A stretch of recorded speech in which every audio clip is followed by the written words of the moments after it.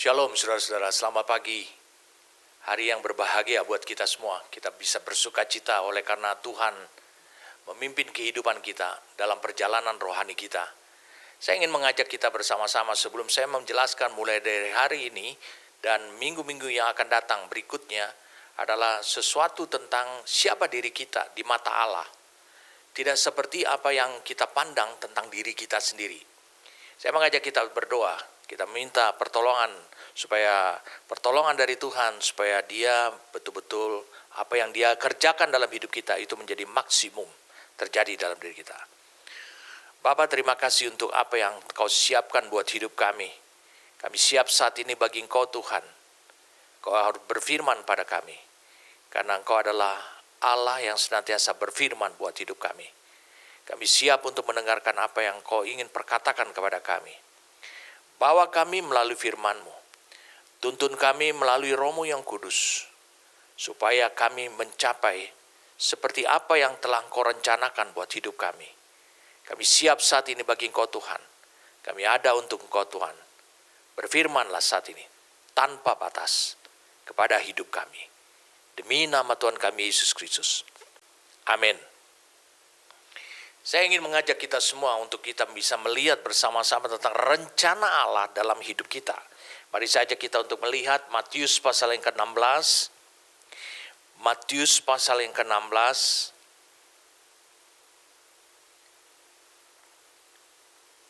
Kita baca saja ceritanya. Mulai dari ayat yang ke-13.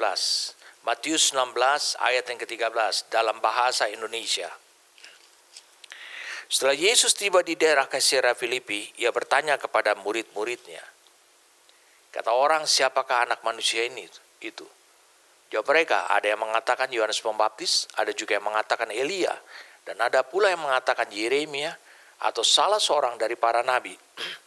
Lalu Yesus bertanya kepada mereka, tetapi apa katamu, siapakah aku ini? Maka jawab Simon Petrus, engkau adalah Mesias, anak Allah yang hidup. Kata Yesus kepadanya, dikatakan berbahagialah engkau Simon bin Yunus, sebab bukan manusia yang menyatakan itu kepadamu, melainkan Bapa-Ku yang di sorga. Dan aku pun berkata kepadamu, engkau adalah Petrus, dan di atas batu karang ini aku akan mendirikan jemaat-Ku, dan alam maut tidak akan menguasainya. Kepadamu akan kuberikan kunci kerajaan sorga, dan apa yang kau ikat di dunia ini akan terikat di sorga. Dan apa yang kau lepaskan di dunia ini akan terlepas di sorga.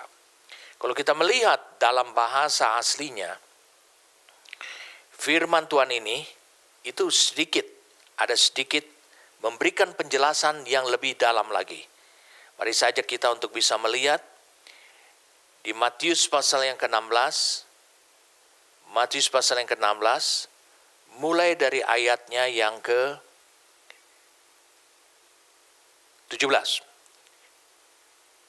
Dikatakan demikian.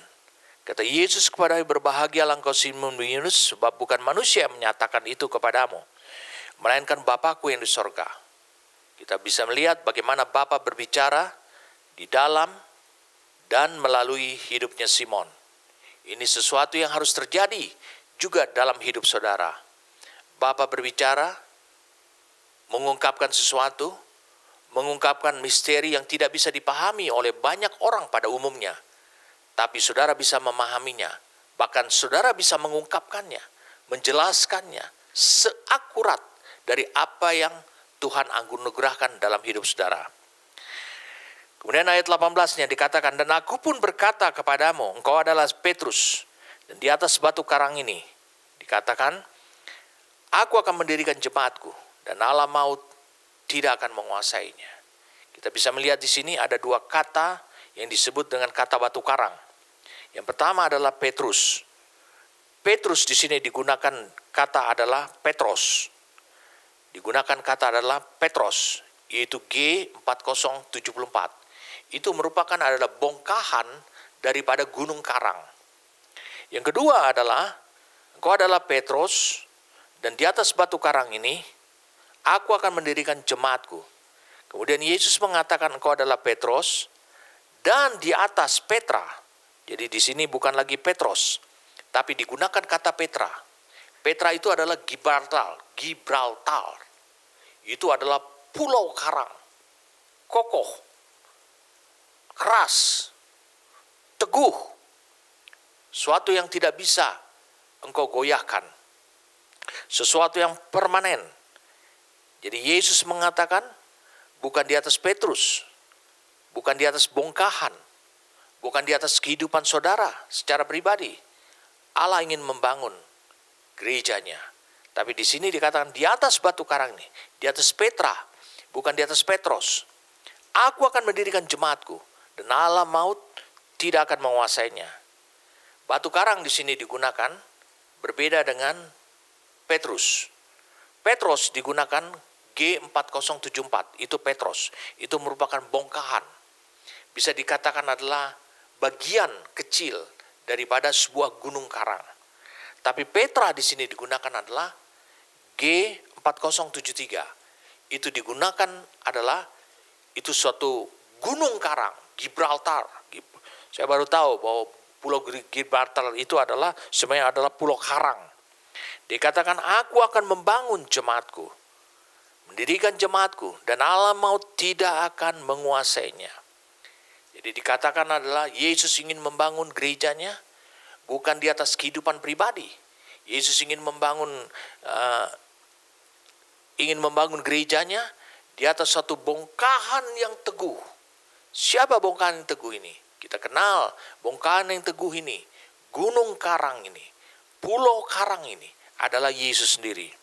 Jadi unsur yang mau dibangun oleh Yesus adalah yang sama terhadap gerejanya. Itu sebabnya sangat pentinglah kehidupan pribadi kita.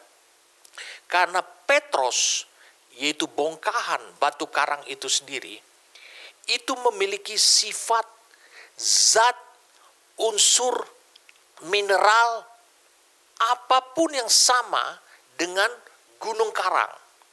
Saya katakan sama. Ini penting buat kita. Jadi unsur apa yang ada pada diri Yesus itu perlu ada dalam hidup saudara. Itu yang menunjukkan bahwa kita adalah Petrus, bahwa dia adalah Petra. Saudara harus bisa pahami apa yang dimaksudkan oleh Yesus di sini. Kemudian dikatakan, kepadamu akan kuberikan kunci kerajaan sorga. Apa yang kau ikat di dunia ini akan terikat di sorga. Dan apa yang kau lepaskan di dunia ini akan terlepas di sorga.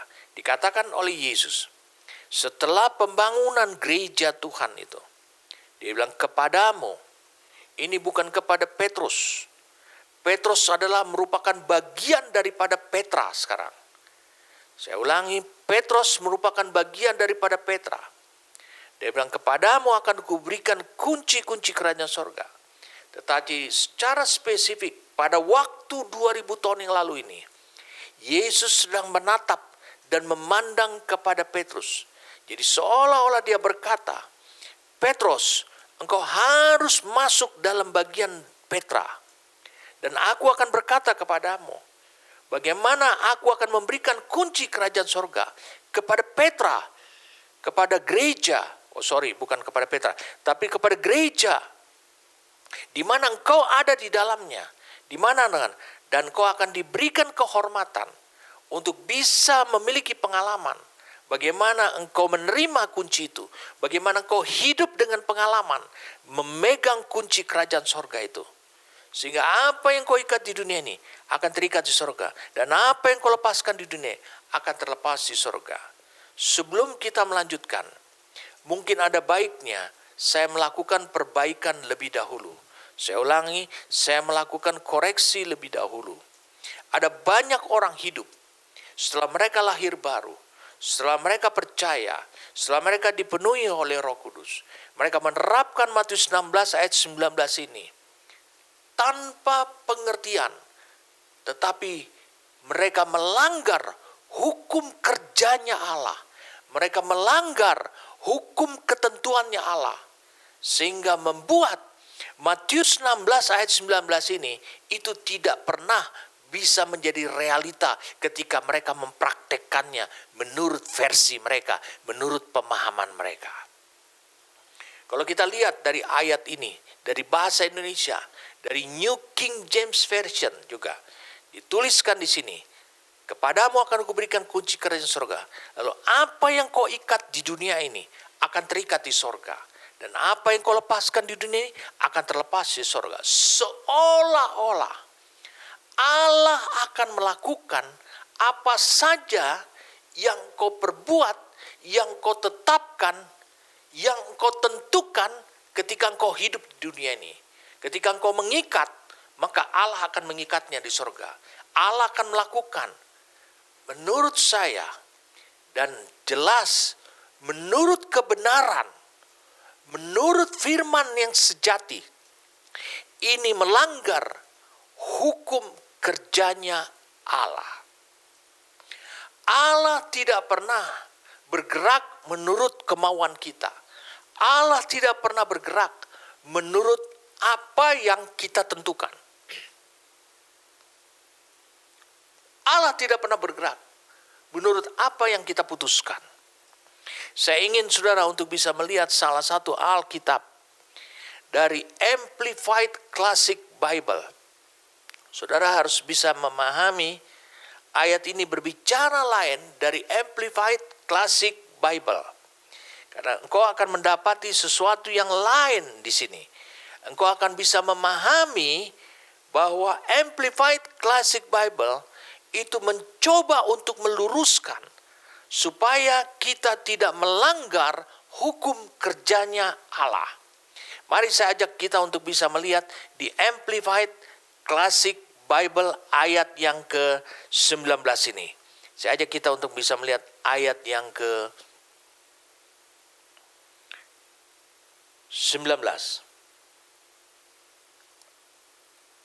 Dikatakan di sini, kepadamu akan kuberikan kunci kerajaan sorga. Itu bahasa Indonesianya. New King James Version juga berkata, apa yang kau ikat di dunia ini akan terikat di sorga. Dan apa yang kau lepaskan di dunia ini akan terlepas di sorga. Bahasa Inggrisnya lain. Saya ulangi, bahasa Inggrisnya lain. Bahasa Inggrisnya berkata seperti ini. Mari saya ajak saudara untuk bisa melihat sama-sama dalam Amplified Classic Bible.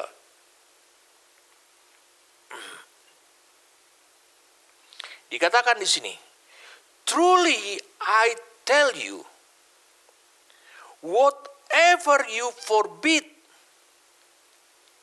and declare to be improper and unlawful on earth must be what is already forbidden in heaven, and whatever you permit and declare proper and lawful on earth must be what is already permitted in heaven. Terjemahan bebasnya sangat berbeda dengan Alkitab terjemahan baru bahasa Indonesia. Ayat 18-nya mengatakan, ayat 19 mengatakan demikian. Sungguh aku katakan, kata Yesus, apapun yang engkau larang, Petrus, atau gerejanya, dan nyatakan tidak pantas atau haram di bumi untuk terjadi, adalah hal yang sudah terlarang di sorga. Dan apapun yang kau izinkan dan nyatakan pantas dan halal di bumi ini supaya terjadi, haruslah apa saja yang sudah diizinkan atau dibolehkan di sorga. Jadi gereja hanya memiliki kapasitas adalah untuk mendeklarasikan. Saya ulangi. Mendeklarasikan atau mengumumkan atau menegaskan hal-hal apa yang sudah dinyatakan haram atau tidak boleh terjadi, tidak pantas, dilarang oleh sorga. Nah, kalau demikian, ini tentu tidak melanggar hukum kerja Allah. Jadi saudara bisa lihat, semua hal yang terlarang, yang tidak dibolehkan, yang melanggar prinsip-prinsip Allah di sorga. Saudara dan saya, kalau hidup sebagai gerejanya, tentu diberi kapasitas untuk mendeklarasikan, untuk mengumumkan, untuk menegaskan di dunia ini, kepada dunia, kepada banyak orang.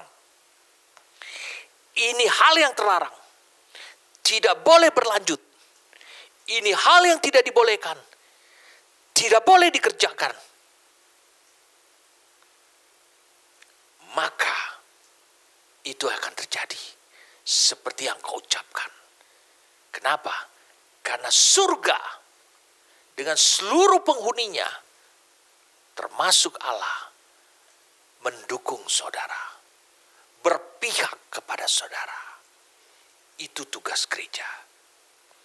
Saya ingin kita kembali lagi dulu di Matius 16 ayat yang ke-19 dan seterusnya.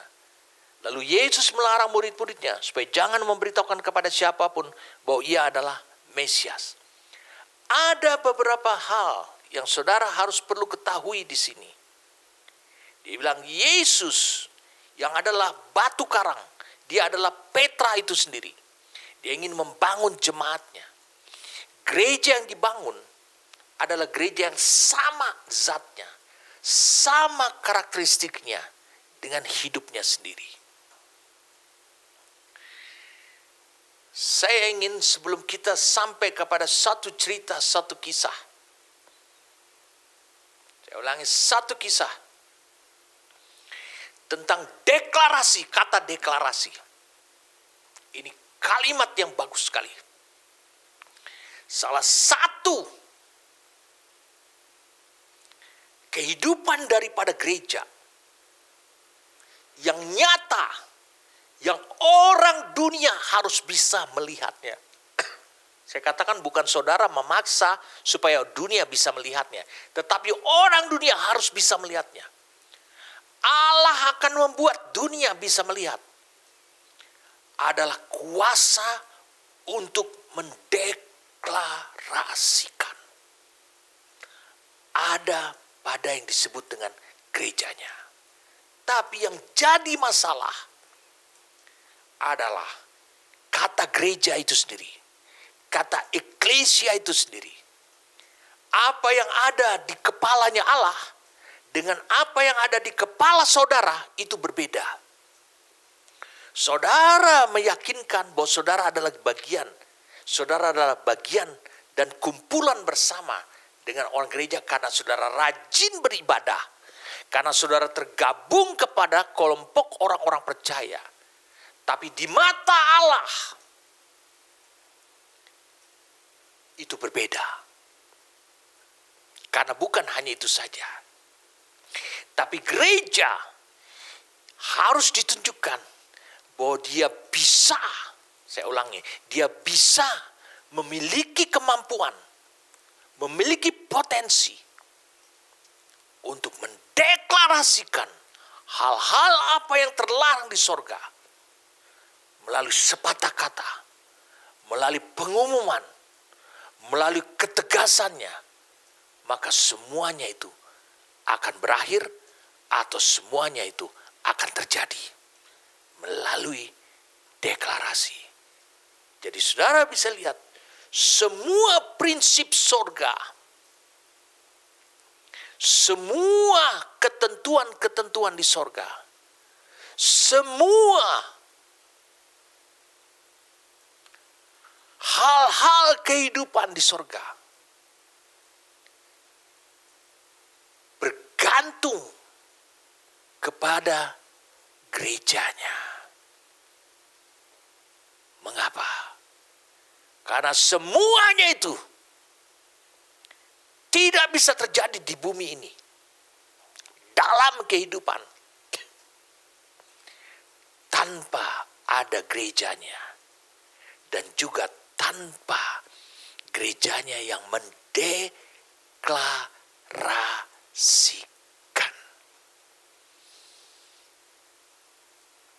Saya mau beritahu pada saudara. Kenapa Allah tidak langsung saja yang mendeklarasikan? Kenapa tidak Allah saja yang berkata tegas kepada manusia dari sorga? Saudara sudah membaca contohnya pada suatu bangsa Israel.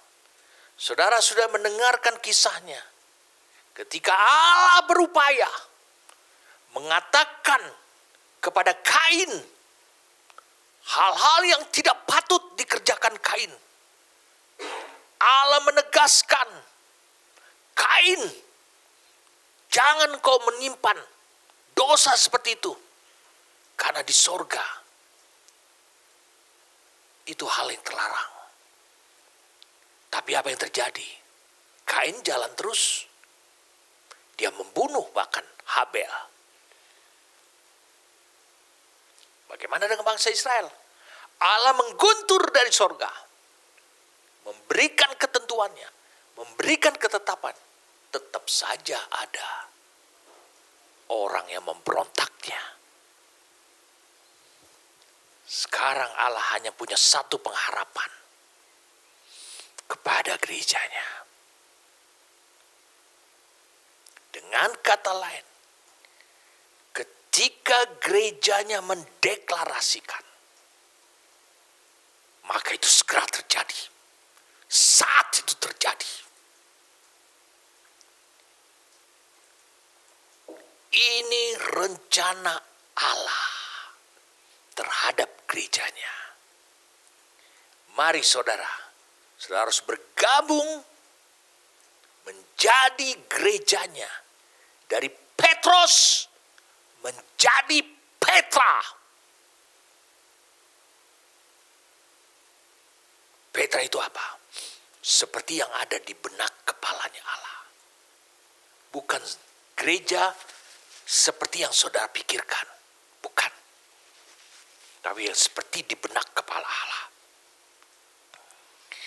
Mari saya ajak saudara untuk bisa melihat. Betulkah seperti ini bisa menjadi realita? Ya.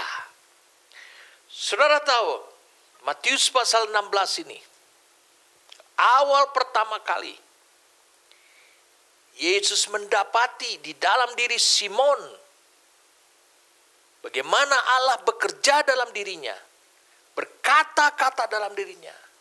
Simon memberikan kebebasan untuk Allah bekerja dengan bebas. Tahap pertama, tahap awal, Allah berbicara. Menyingkapkan misteri yang masih tertutup kepada dunia. Yang masih tertutup kepada banyak pikirannya orang. Yang mengatakan bahwa Mesias itu sama dengan Yohanes Pembaptis. Yeremia, Elia, dan segala macam. Tetapi kepada Simon lain hal. Kepada Simon diberi karunia untuk mengetahui rahasia kerajaan sorga. Saudara bisa baca itu di Matius pasal yang ke-13 ayat 11 dan ayat 12. Perumpamaan tentang penabur. Kepadamu diberi karunia untuk mengetahui rahasia daripada kerajaan sorga. Rahasia Allah. Wah, rasanya kita tidak akan maju-maju nih kalau saya terus hanya berputar-putar di sini. Tapi ini penting buat saudara. Supaya kita memiliki terminologi dan pemahaman yang sama dengan Allah tentang gereja. Saudara rajin ke gereja, belum tentu saudara adalah gereja. Ini penting untuk kita menjadi dasari. Jadi gereja memiliki ciri Allah merdeka bekerja di dalam hidupnya. Itu gereja. Kemudian gereja memiliki ciri. Dia memiliki karakteristik, unsur kehidupan yang sama persis. Saya ulang, sama persis dengan Kristus.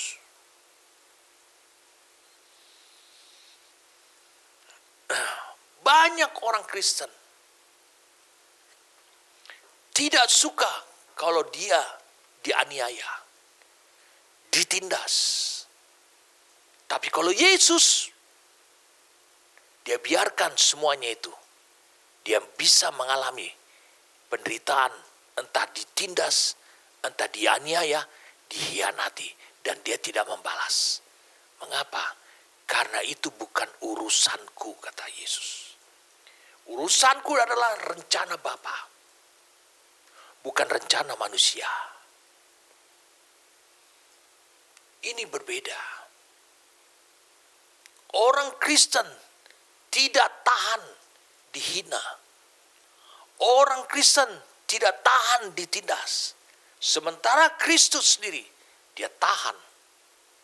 Dia tangguh. Dia bagaikan batu karang. Bagaimana mungkin engkau mengatakan engkau adalah pengikut Kristus?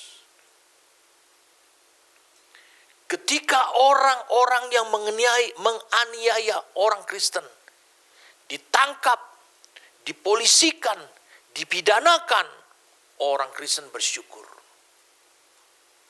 Beda dengan Yesus. Ketika asistennya, seorang imam di Taman Getsemani dipancung telinganya, imam yang bernama Malkus, pancung telinganya oleh Petrus yang membawa 2 pedang ataupun 2 pisau panjang. Yesus mengambil telinganya itu, lalu menyambungkannya, dan orang itu seketika itu juga sembuh. Beda. Pengikut Kristus saat ini dengan Kristusnya sendiri.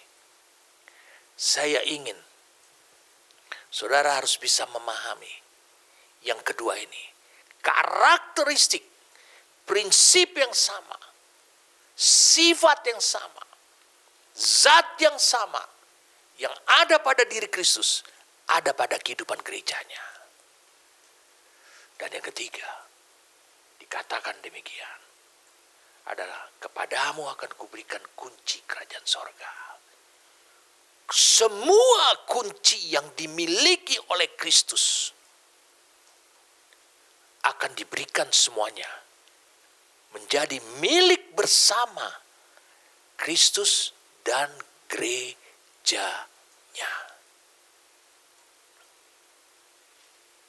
Saya ingin kita akan sampai kepada hal itu. Salah satu ciri daripada gereja yang kita akan bahas di hari-hari ke depan adalah ambil seluruh kunci-kunci yang dimiliki Kristus.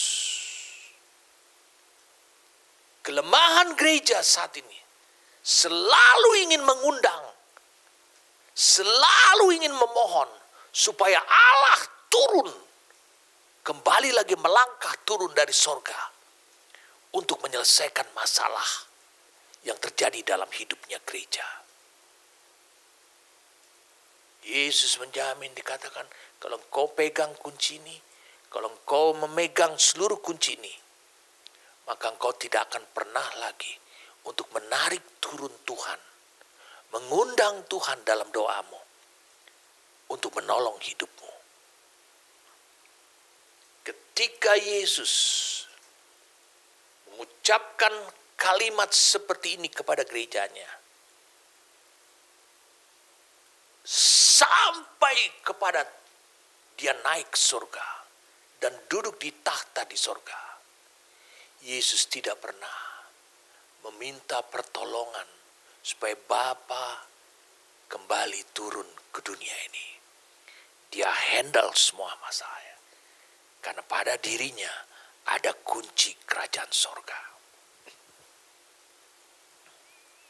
Ini sesuatu yang penting. Jadi ambil semua kunci. Ini merupakan hal yang paling penting. Saudara bisa lihat, mengapa saya berikan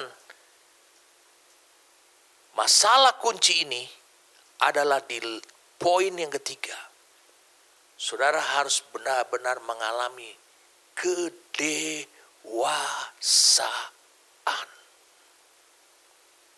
Pertumbuhan sesuai dengan ukuran Kristus.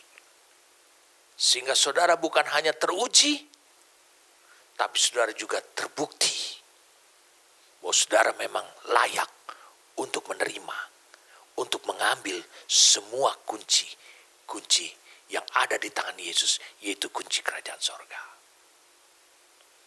Tadi saya sudah sampaikan kepada sekalian tentang bagaimana salah satu potensi daripada gerejanya untuk menunjukkan kunci tersebut adalah mendeklarasikan, mengumumkan, menegaskan apa yang boleh, apa yang harus terjadi, bagaikan kehidupan sebuah mata kunci.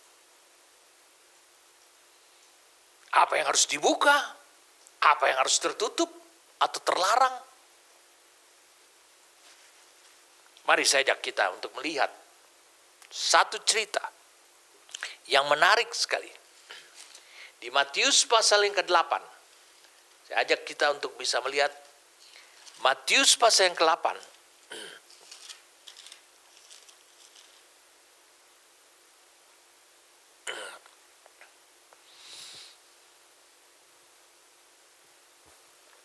Mulai ayat yang ke-5.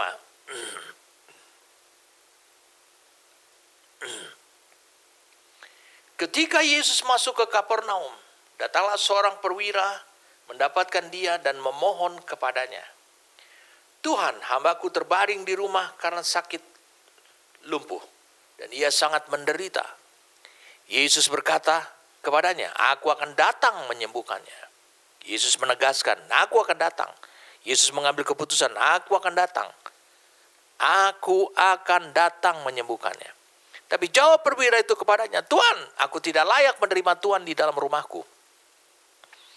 Katakan saja sepatah kata, maka hambaku itu akan sembuh. Sebab aku sendiri seorang bawahan, dan di bawahku ada pula prajurit.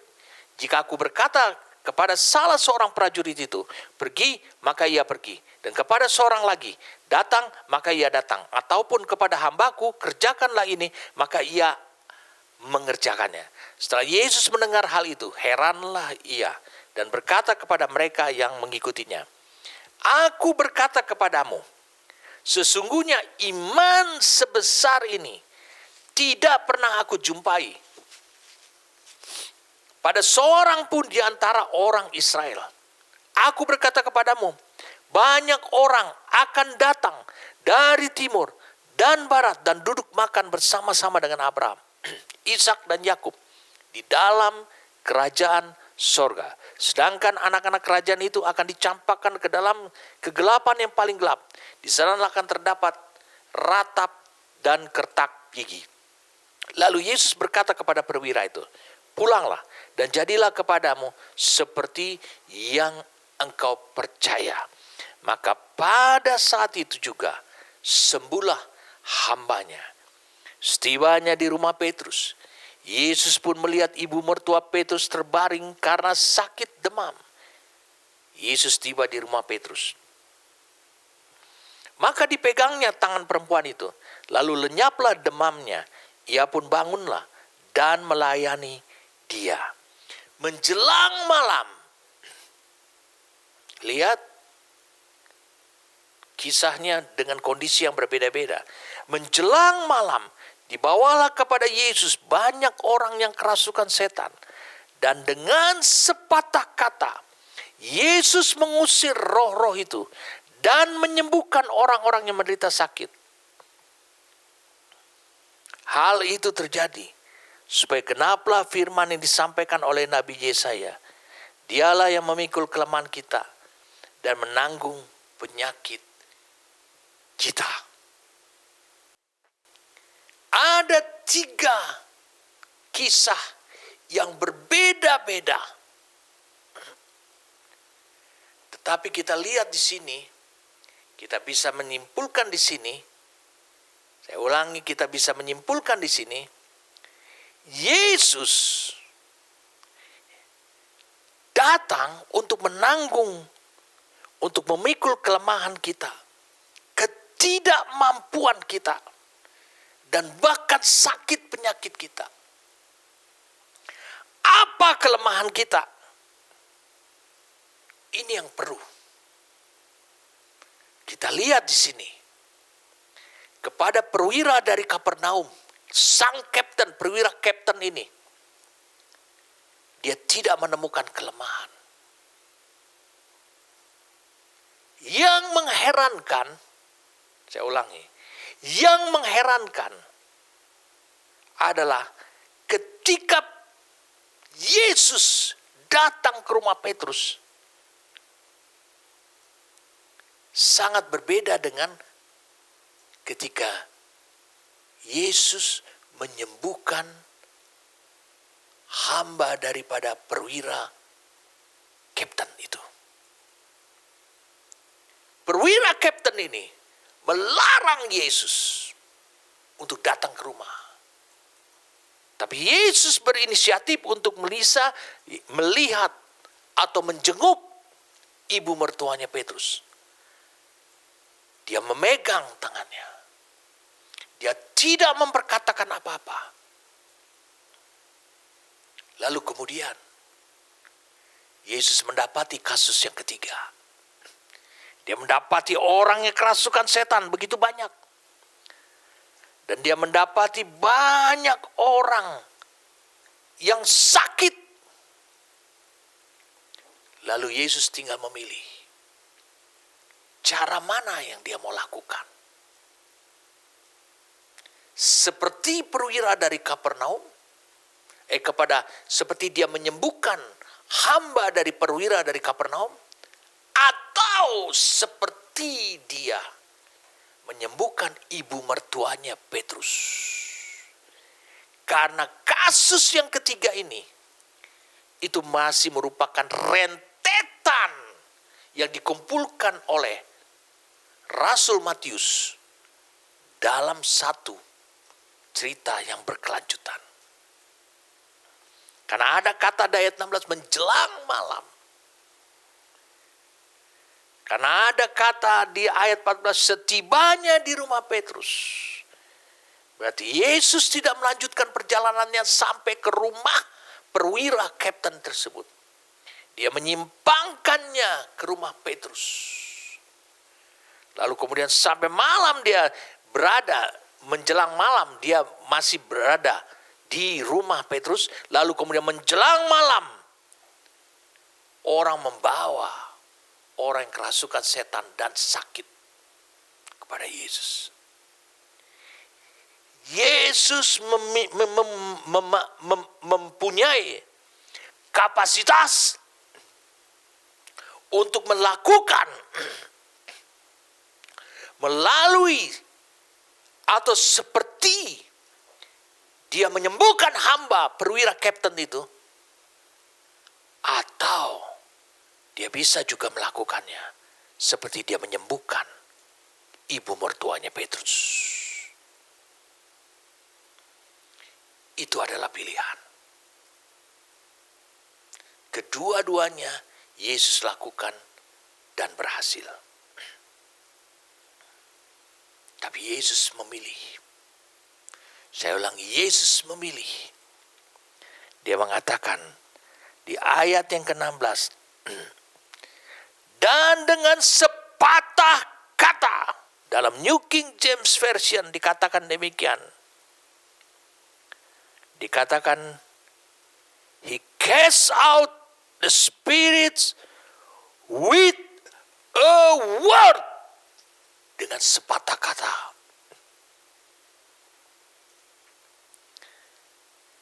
sama seperti yang dia kerjakan kepada hamba daripada perwira yang terbaring lumpuh dan menderita di rumahnya. Dia lakukan di tengah jalan. Dia katakan begini, ayat 8-nya. But only speak a word. Tapi hanya cukup ucapkan sepatah kata saja, maka hambaku itu akan sembuh.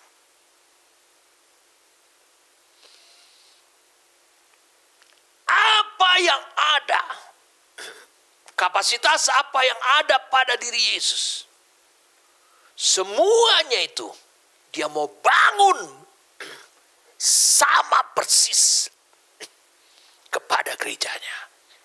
Makanya di Matius 16 dia katakan, kepadamu akan kuberikan kunci.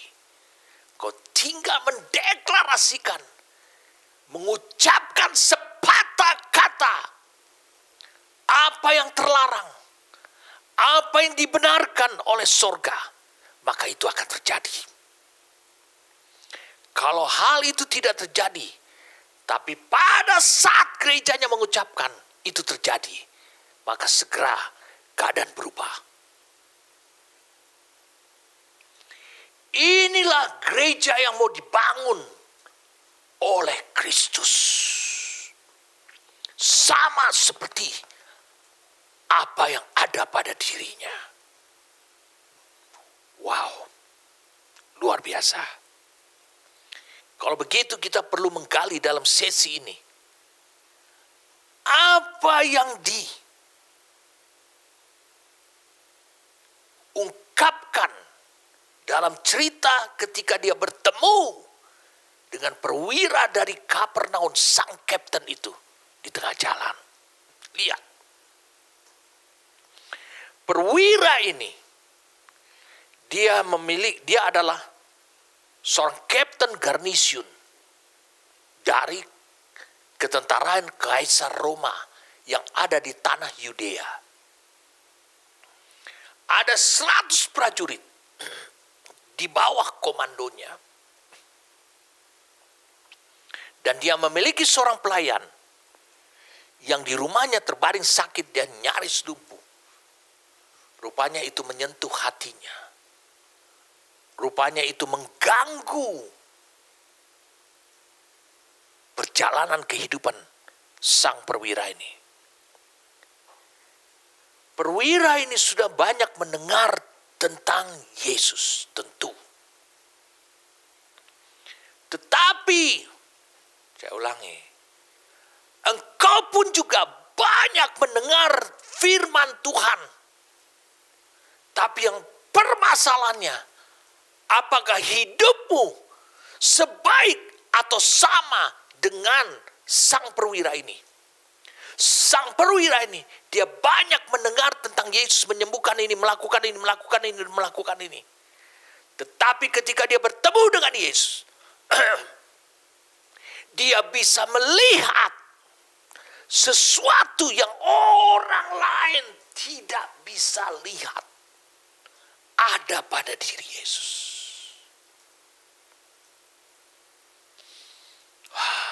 Saya ulangi. Engkau banyak mendengar firman Tuhan. Engkau banyak tahu. Engkau banyak mendengarkan tentang Yesus. Tapi apakah engkau bisa melihat sesuatu yang berbeda seperti orang lain melihat pada diri Yesus? Ada sesuatu pada diri Yesus yang dia bangun, yang Yesus kemudian bangun sesuatu ini juga kepada gerejanya. Karena zat yang sama yang ada pada diri Yesus dibangun pada gerejanya. Sama. Dengarkan. Perwira ini turun ke sudut jalan. Dia seorang kapten. Dia mau menemui Yesus. Dan dia katakan, Tuhan, hambaku terbaring di rumah. Sakit lumpuh, dia sangat menderita. Lihat. Sikap pertama dia ketemu dengan Yesus. Dia tidak bisa mendikte, memerintahkan Yesus. Bahkan mengundang Yesus ke rumah saja dia tidak bisa. Dia hanya melapor. Dia hanya memberitahukan keadaan saja. Seolah-olah dia menempatkan dirinya dia seperti prajuritnya Kristus. Dan dia sekarang sedang berhadapan dengan komandan, kaptennya dia. Seorang prajurit tidak bisa menginstruksikan apa-apa kepada komandannya. Seorang prajurit hanya bisa melapor keadaan yang sedang terjadi. Ini yang dilakukan oleh sang perwira ini. Saya ulangi sekali lagi. Tidak ada gunanya. Saya ulangi, tidak ada gunanya saudara terus-menerus mendengarkan firman Tuhan, mendengarkan firman Tuhan, tetapi engkau tidak pernah mengupgrade dan mengupdate penglihatanmu. Apa yang kau lihat dari Tuhanmu. Tidak ada gunanya engkau memakai cuplikan firman Tuhan. Bahkan saya mendengarkan hamba-hamba Tuhan berkata ini. Dikatakan demikian. Ingat, akan terjadi gempa yang dahsyat sekali. Akan menggoyangkan Lembang, daerah wisata kota Bandung. Dan akan berdampak gempa itu bisa mencapai gempa bumi lebih daripada 5 skala Richter katanya. Itu akan menggoyangkan kota Bandung. Ke pusat gempa itu terjadi kemungkinan besar adalah di Lembang. Hamba Tuhan ini langsung berkata, karena dia tinggal di Lembang. Oh, saya tumpangkan tangan atas tanah. Apakah ini kuasa seperti itu? Saya ulang, seperti itu yang Tuhan inginkan? Bukan. Berapa banyak orang, anak Tuhan, hamba-hamba Tuhan, mati karena bencana pandemi COVID-19. Tetap aja mati. Engkau tidak bisa semurah itu mengatakan itu yang dimaksudkan oleh Yesus. Perwira ini tidak memiliki otoritas untuk menentukan apa saja menurut idenya. Jika tidak komandannya yang di atasnya mengatakannya. Tapi Yesus menjawab. Waktu selesai laporannya, hambaku di rumah sakit. Yesus segera mengatakan, aku akan datang menyembuhkannya.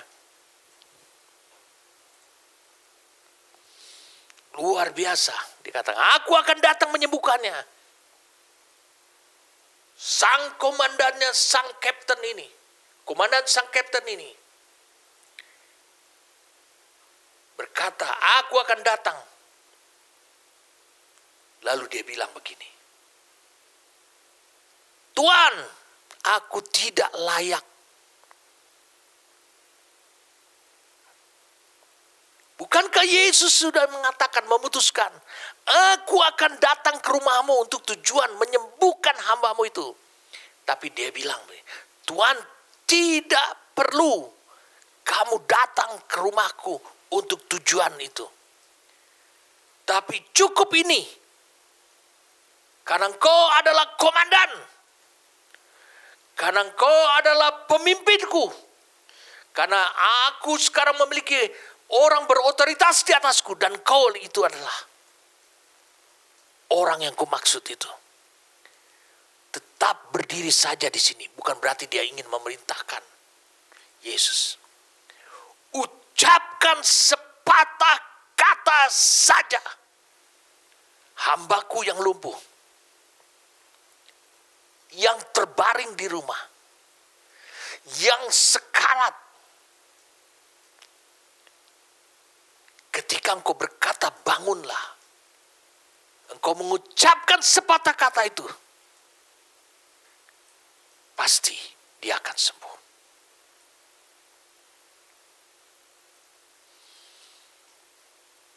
Perwira ini melihat sesuatu yang orang Israel pada masa itu tidak bisa melihat.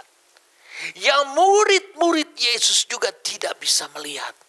Tapi dia mampu untuk bisa melihatnya. Bahwa Yesus membawa satu otoritas yang lain.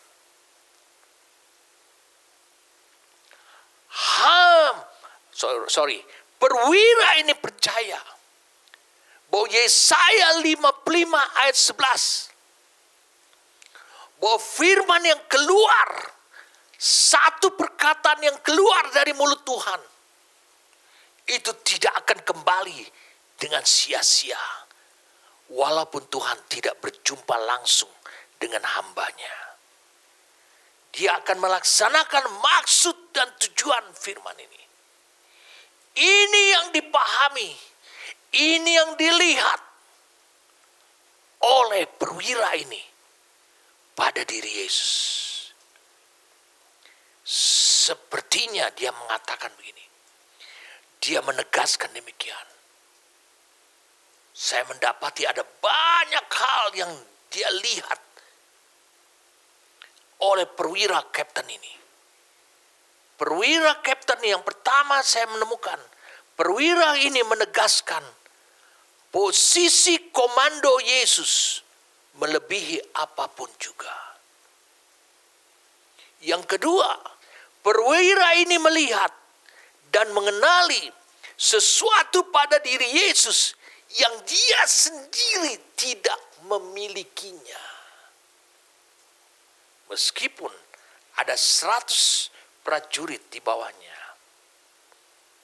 Yang ketiga, perwira ini tidak ingin memanfaatkan Yesus untuk kepentingan rumah pribadinya. Dia hanya melapor. Tapi Yesus rupanya berniat untuk menyembuhkan hambaku itu. Untuk kepentingan rumahnya. Ingat, tidak ada niat dalam dirinya untuk memanfaatkan Yesus demi kepentingan rumah pribadinya. Yang keempat, perwira ini mengakui otoritas dan kedudukan atau posisi Yesus jauh lebih tinggi. Dia hanya punya bayang-bayang bahwa kaisar yang duduk di kota Roma, di istana sana, memerintahkan aku pergi ke tanah Yudea, dan kadangkala perintah yang baru muncul setelah 1 minggu. Setelah orang membawa perintah itu, lalu baru terlaksana. Tapi dia mengakui, Yesus memiliki otoritas tidak seperti kaisar. Otoritas itu tidak menunggu waktu. Otoritas itu tidak dibatasi jarak. Saudara bisa lihat, Yesus berkata kepada Petrus, aku akan membangun jemaatku di atas batu karang ini. Apa yang sudah terbangun pada diri Yesus yang bisa dilihat oleh perwira kapten dari Kapernaum tersebut, itu juga yang harus terbangun pada gerejanya. Saya mau bernubuat pada saudara, akan tiba saatnya, akan ada orang-orang yang terpandang, berotoritas, berada pada kelas atas di dunia ini datang dan mengakui gerejanya, gereja yang dibangun Yesus Kristus seperti dirinya, mereka akan datang dan mengakui kau memiliki otoritas, bukan seperti penguasa dunia yang miliki. Wah, nubuat ini bukan hanya segera terjadi, bisa terjadi saat ini. Ketika orang-orang kelas atas ini yang berotoritas di dunia ini melihat gerejanya, mereka akan mengakui kalian memiliki otoritas lebih tinggi. Wow, ini luar biasa. Lalu mengapa para murid-murid tidak bisa melihat apa yang dilihat oleh perwira dari Kapernaum ini? Ini sangat penting. Wahyu 3 ayat 18. Mari kita lihat Wahyu 3 ayat 18.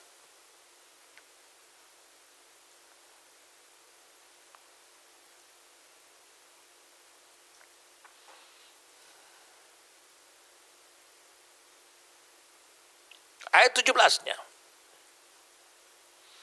Karena engkau berkata, aku kaya dan aku telah memperkayakan diriku dan aku tidak kekurangan apa-apa.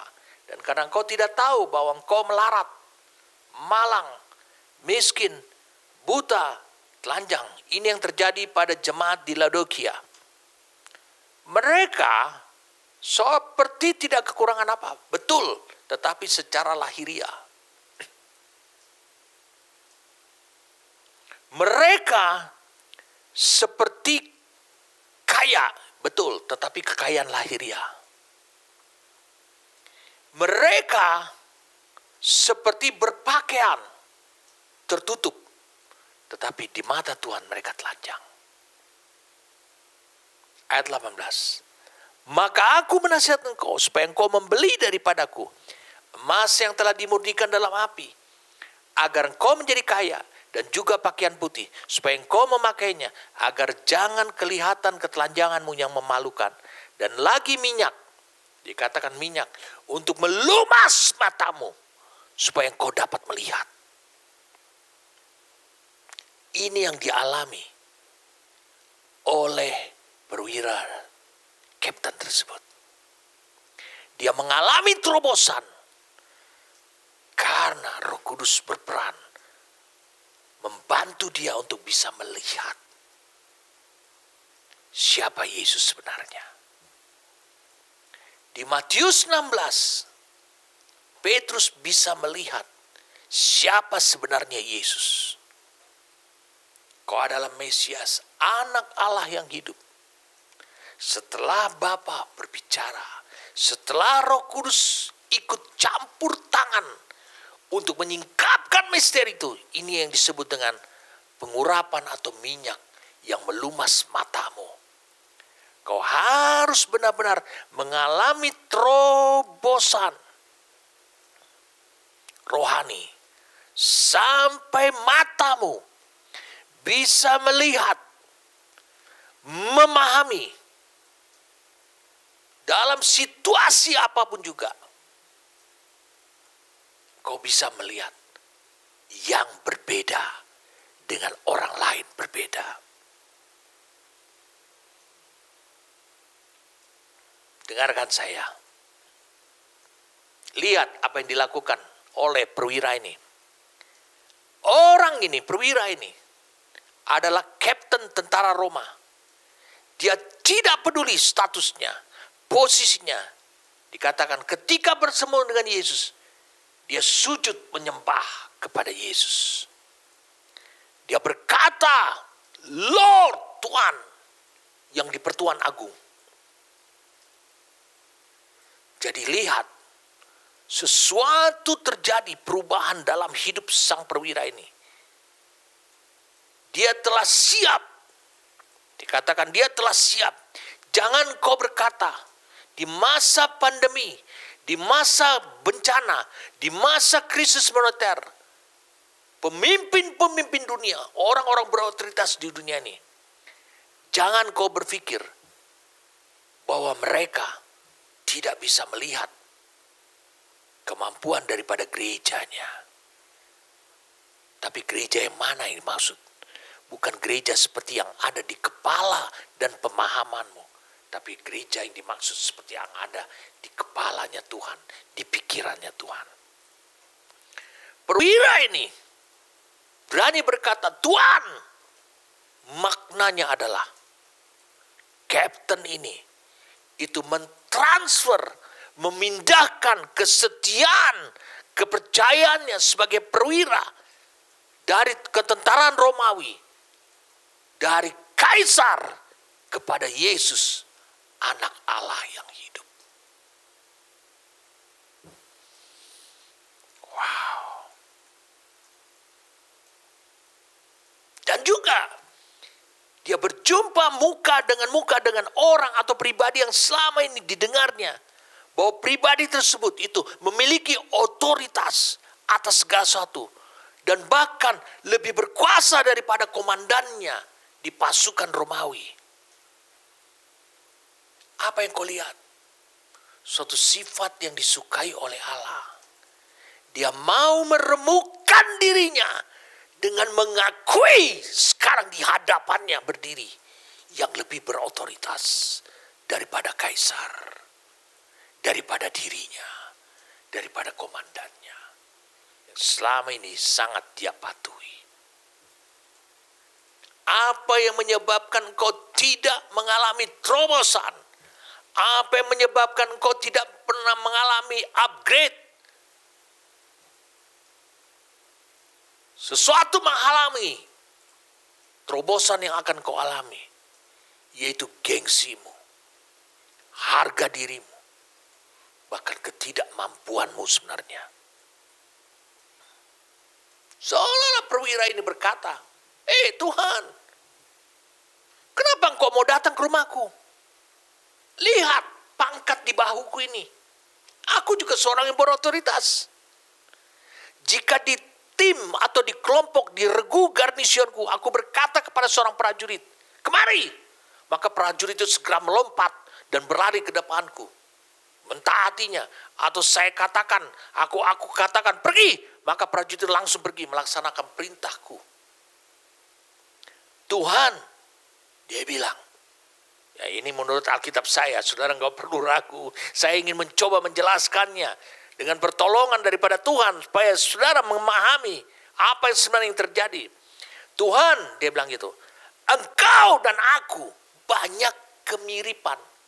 Bukan berarti sama. Banyak kemiripan. Aku adalah orang yang berotoritas di prajurit Roma. Tapi engkau punya otoritas juga. Tapi bukan di kekaisaran Roma.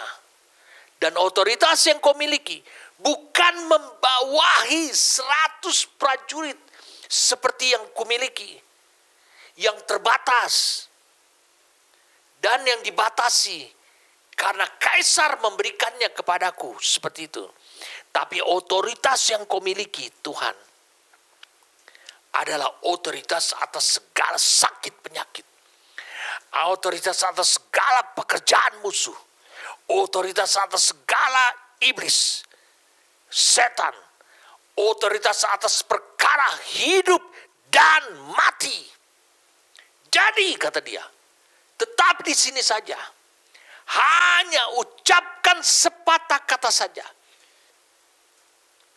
Karena kau berniat untuk datang, tidak perlu kau datang. Bukan berarti aku tidak mematuhi apa yang keputusanmu. Tapi aku ingin menunjukkan bahwa kau memiliki otoritas yang lebih tinggi. Dia bilang begini, ucapkan saja sepatah kata saja, maka hambaku itu akan sembuh dan akan bangkit dari tempat tidurnya. Wow! Kita perlu tahu apa yang sebenarnya sedang terjadi pada perwira kapten dari Kapernaum ini. Apa yang dia lihat dalam diri Yesus. Sebenarnya perwira ini, kapten ini, ia sedang mengambil ketidakterbatasan Kristus.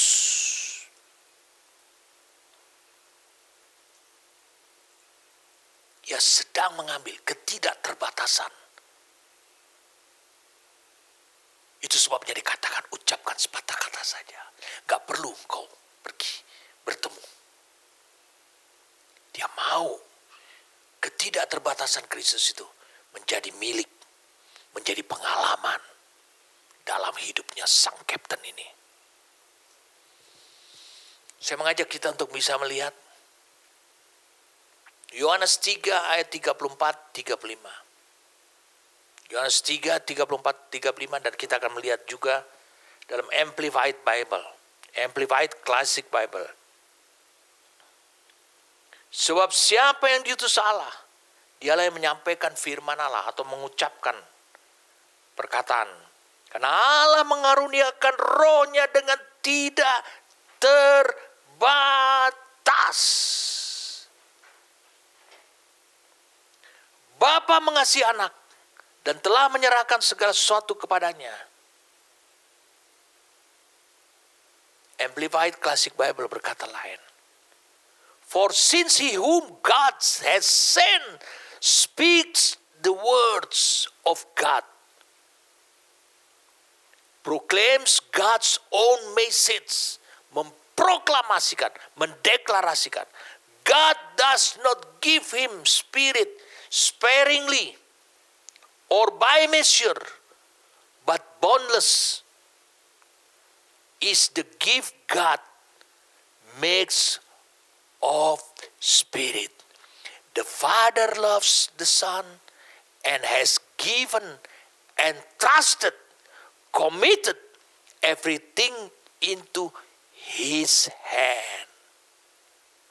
Saya terjemahkan bebas. Karena Dia yang diutus oleh Allah memperkatakan firman Tuhan atau mengucapkan perkataan, memberitakan pesan Allah, mengucapkan apa yang sudah ada di sorga, dan Allah tidak memberikan rohnya dengan sedikit atau hemat atau berhemat dengan ukuran terbatas, tetapi apa yang diperbuat melalui karunia Allah itu dari rohnya itu tidak terbatas. Sebab Bapa mengasihi anaknya dan telah memberikan atau mempercayakan atau menyerahkan segalanya ke dalam tangannya. Jadi inilah yang dilihat oleh perwira itu. Dia tahu ada otoritas yang diserahkan oleh Bapa Sang Pencipta itu kepada orang yang ada berdiri di depannya ini. Dia tahu itu sebabnya dia menemukan. Ucapkan sepatah kata saja, maka hambaku itu akan sembuh. Perwira ini katakan, Yesus, saya kenali Engkau melalui otoritasmu sebagai Tuhan dan bukan sebagai manusia. Bukan sebagai manusia saja. Meskipun di depanku Engkau adalah sosok manusia, tapi saya kenali Engkau melalui otoritasmu sebagai Tuhan dan bukan sebagai manusia saja. Yesus seolah-olah dikatakan, aku memang mendengar Engkau menyembuhkan orang dengan perkataan saja. Jika seorang manusia, jika Engkau hanya seorang manusia saja, jika aku tidak melihat otoritasmu sebagai Tuhan, meskipun tubuhmu adalah manusia, jikalau engkau hanya manusia saja, meskipun kau memiliki otoritas sebagai manusia, apa gunanya aku memaksa engkau untuk datang ke rumahku? Bukankah aku bisa memanggil juga dokter untuk datang ke rumah dan melakukan kesembuhan? Tetapi aku menemukan engkau bukanlah manusia saja. Otoritas yang kau bawa, aku lihat. Engkau adalah Tuhan. Sehingga engkau harus mulai bertindak. Bukan sepertinya dokter. Kau harus bertindak. Bukan sepertinya layaknya orang. Melakukan treatment, memberikan perlakuan, tindakan melalui pertemuan. Kau harus melakukan tindakan seperti yang kulihat ini. Kau bisa melakukan tindakan seperti yang aku dapati di dalam dirimu. Yaitu engkau adalah memiliki otoritas Tuhan. Ucapkan sepatah kata saja, maka hambaku yang terbaring di rumah akan bangun dan sembuh. Wah, luar biasa. Perwira ini melihat dan menemukan Yesus membawa kuasa dan otoritas yang lain. Otoritas yang berbeda dengan dirinya. Yaitu kuasa dan otoritas yang bisa dan hanya bisa dijangkau oleh Allah saja. Itu adalah areanya Allah. Dan dia lihat Yesus membawa otoritas dan kuasa itu. Dokter tidak bisa. Meskipun dokter bisa menyembuhkan. Setan tidak bisa. Meskipun setan bisa membuat orang sakit dan sembuh. Kalau begitu, pesan ini dimaksudkan untuk apa? Pesan ini dimaksudkan adalah untuk Allah menghendaki saudara untuk selalu mengambil ketidakterbatasan Kristus seperti sang kapten ini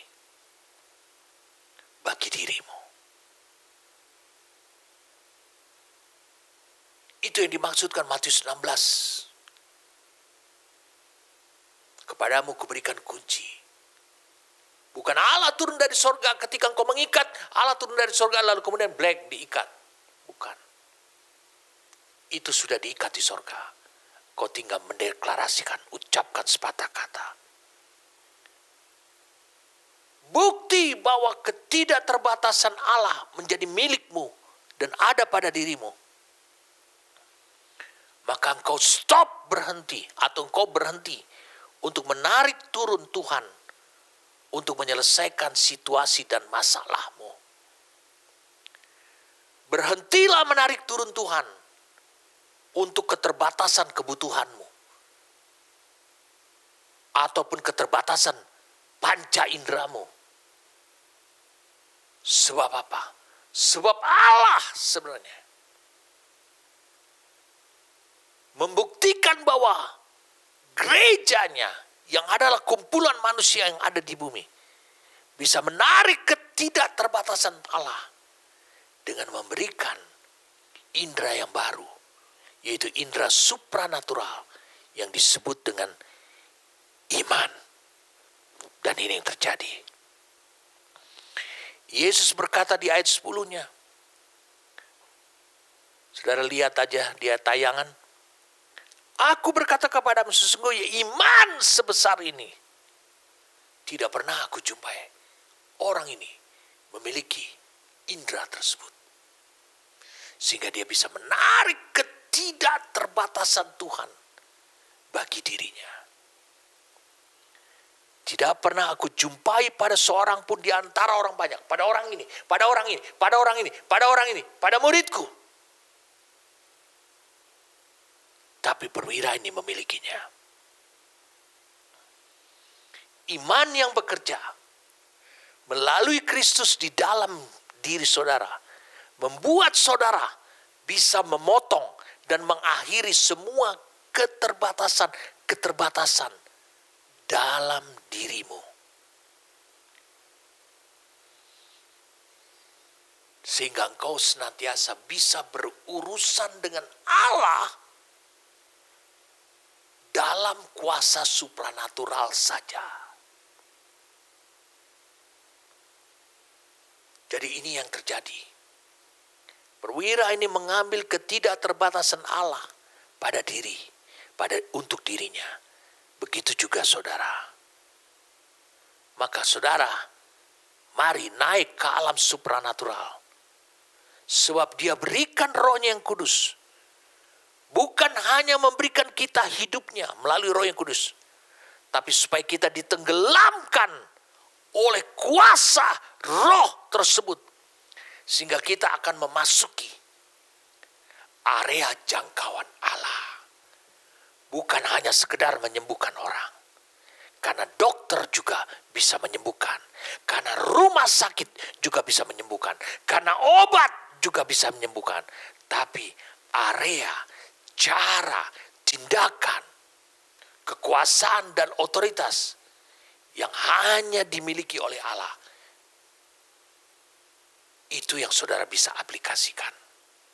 Itu yang disebut dengan area jangkauan Allah. Ucapkan sepatah kata saja. Matius 8 ayat 8 ini luar biasa. Ucapkan sepatah kata saja. Inilah yang akhirnya dilakukan oleh Yesus kemudian di ayat 16. Begitu banyak orang yang kerasukan setan datang. Orang yang sakit. Maka ayat 16-nya Yesus mengatakan, dengan sepatah kata Yesus mengusir roh itu dan menyembuhkan orang yang menderita sakit. Bukan berarti Yesus diajarkan oleh perwira Kapernaum ini. Manakala di bumi ini didapati ada orang yang sudah bisa melihat siapa dirinya sesungguhnya, maka Yesus akan lakukan itu seterusnya. Bukankah di awalnya saya katakan, Yesus berikhtiar membangun gerejanya tepat sama seperti apa yang ada pada dirinya. Kalau begitu, ini adalah waktu buat gerejanya. Berarti ucapkan sepatah kata saja. Cukup mengucapkan sepatah kata saya. Maka terjadilah. Amin.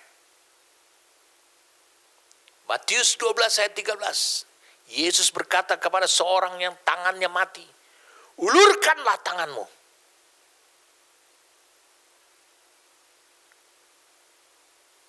Yesus berkata kepada seorang di Matius 8 ayat 3, seorang yang sakit kusta, memohon jika engkau mau, Tuhan bisa mentahirkan aku.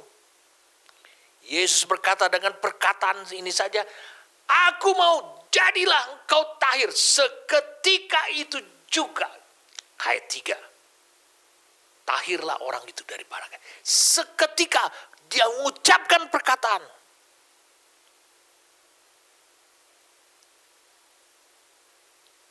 Matius pasal 4. Kalau saudara bisa lihat. Ketika terjadi gelombang, angin dan gelombang. Dia berkata, diam, tenanglah. Gelombang dan angin. Tenang. Ketika murid dalam kesulitan dan akhirnya menemukan 5 roti dan 2 ekor ikan untuk menjalankan, mentaati apa yang dikatakan Yesus, kamu harus memberi mereka makan. 5.000 anak laki-laki.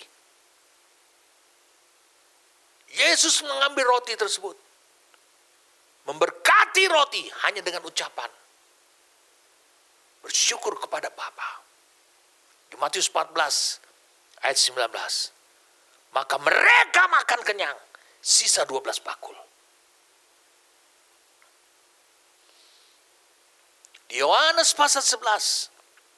Lazarus yang sudah dikubur 4 hari. Yesus berkata, Lazarus, keluarlah. Orang yang sudah mati 4 hari. Berbau busuk. Segera keluar. Kepada orang buta Yesus berkata, melihatlah. Dia segera melihat. Orang tuli dikatakan, mendengarlah, orang tuli mendengar. Kepada orang lumpuh yang terbaring 38 tahun di kolam Bethesda, Yesus berkata, bangkitlah, angkatlah tilammu, berjalanlah.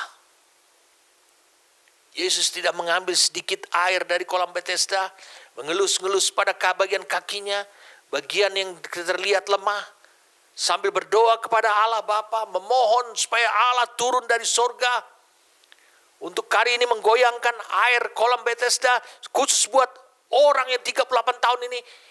Itu tidak dilakukan oleh Yesus. Yesus berkata, bangkitlah, angkat tilammu, berjalanlah. Orang itu segera berjalan, meninggalkan kolam Bethesda.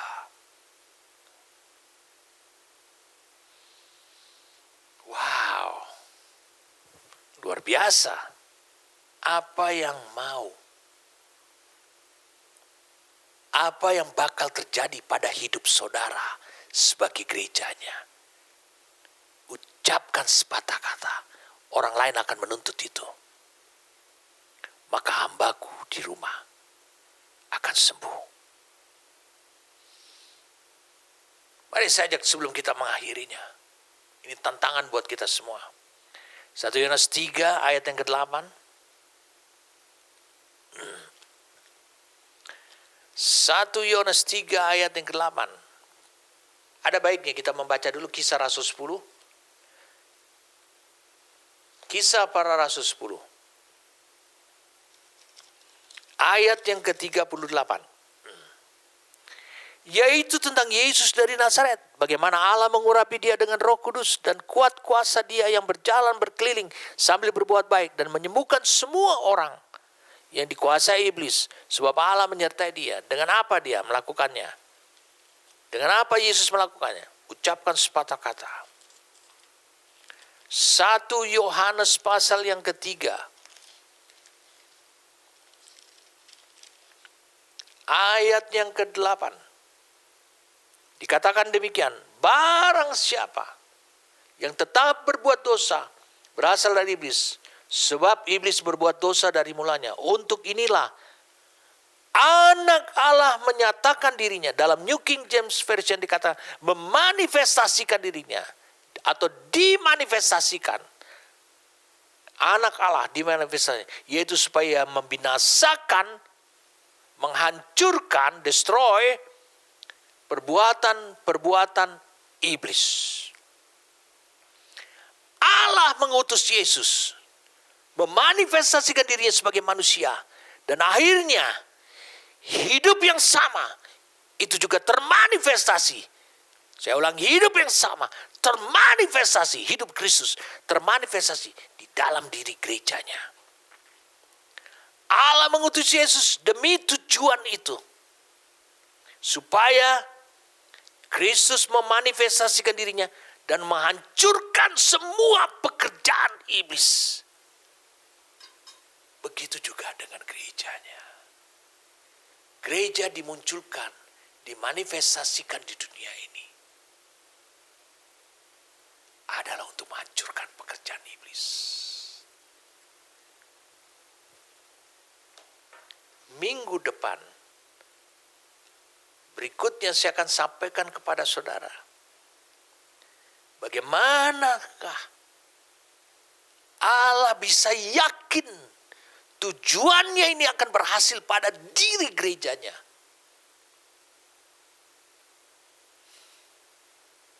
Itu sebabnya Yesus berkata, aku akan membangun jemaatku. Dia bilang, di atas batu karang ini, di atas kribartal ini, di atas apa kehidupan yang sudah terbangun dalam hidupku, aku akan membangun jemaatku. Dan alam maut tidak akan bisa bertahan melawannya. Itu sebabnya Allah mengutus Yesus demi tujuan ini. Demi tujuan itu, memusnahkan semua pekerjaan-pekerjaan iblis, mengakhirinya, menghentikannya. Bukan hanya menghadang, menyetop, mengakhiri pekerjaan-pekerjaan iblis. Melalui sakit penyakit. Melalui kelemahan. Hanya dengan mengucapkan sepatah kata saja, maka itu akan terjadi. Siapkah saudara? Engkau dihisapkan menjadi gerejanya. Karena orang-orang seperti perwira dari Kapernaum ini, sang kapten ini, telah ada di dunia ini pada masa sekarang. Mereka hanya menunggu saatnya ketika kehidupan gerejanya lewat di depan matanya. Dikatakan, kau orang berotoritas. Kami akui engkau berotoritas. Kami akui engkau memiliki otoritas. Kau yang bisa menghentikan bencana yang sedang terjadi ini. Ketika Yesus berkata kepada gelombang, diam, tenanglah. Maka saatnya gerejanya bangkit dan berkata, COVID-19 berakhir. Maka COVID itu segera berakhir. Tidak terkecuali apa saja. Karena kita mendengar setiap hari. Di negeri kita, di Indonesia, ratusan orang mati karena penyakit ini. Kematian di mana-mana. Kita harus berkata, stop! Berhenti. Karena itu yang surga aku kenal. Itu sebabnya kebangkitan gereja, termanifestasinya kehidupan gereja, berarti segala pekerjaan iblis berakhir. Amin.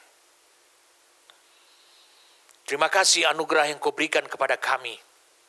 Kau tunjukkan kepada kami Tuhan, 2000 tahun yang lalu, 2000 tahun yang lalu, seorang perwira yang tidak pernah bergereja, dia adalah tentara yang hanya berurusan, yang hanya dikenal oleh dirinya adalah perintah kaisar, perintah komandannya. Tapi dia bisa mampu diberi penglihatan oleh engkau untuk bisa mengenal Yesus dengan cara yang berbeda. Hamba percaya orang-orang seperti perwira ataupun kapten ini telah ada di dunia ini pada masa ini. Pada masa kegoncangan seperti ini, pada masa krisis ekonomi seperti ini, pada masa keterpurukan seperti ini, oleh karena bencana pandemi COVID-19 ini Tuhan.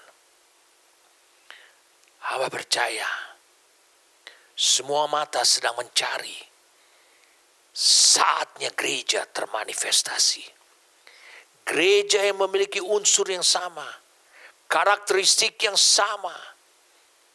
Saudara mendengarkan sambil berdoa ini adalah suara Tuhan yang berkata, saatnya lah bangkit. Menjadi teranglah, karena terangmu telah datang. Ini adalah saatnya bagi gereja Tuhan. Lihatlah seluruh dunia melihat, menatap pada kita, pada gereja Tuhan. Bapa, kami percaya mereka bukan menunggu vaksin. Mereka bukan menunggu perbaikan ekonomi. Mereka bukan menunggu bantuan dari kiri dan dari kanan. Mereka menunggu gereja termanifestasi. Gereja yang hanya mengucapkan sepatah kata apa yang sudah menjadi prinsip, menjadi hukum, menjadi ketentuan di sorga. segera dikatakan, berhentilah COVID-19 ini. Aku mengatakan sekarang dalam nama Yesus Kristus, orang Nazaret itu. Dalam nama Yesus Kristus, orang Nazaret. Berhentilah mulai dari hari ini pandemi COVID-19 ini. Stop, bukan hanya di negeri ini, di seluruh dunia. Terima kasih. Terima kasih. Karena jawabannya adalah gerejamu. Kami siap saat ini Tuhan, untuk menikmati hari-hari di mana masa manifestasi daripada gerejamu. Kami siap Tuhan. Bapa, terima kasih untuk firman-Mu. Anugerah yang Kau berikan. Biarkanlah mata kami mengalami upgrade sehingga kami memahami dan menemukan apa yang tidak bisa ditemukan oleh banyak orang. Terima kasih, kami sering mendengarkan firman-Mu, tapi kami sekarang melihat sesuatu yang lain. Pada diri-Mu, Kristus, Sang Pembangun gereja itu. Kami menemukan sesuatu yang lain. Kami siap. Terima kasih, kami terima anugerah ini. Kami terima anugerah daripada Engkau sendiri Tuhan, untuk kami aplikasikan di dunia ini.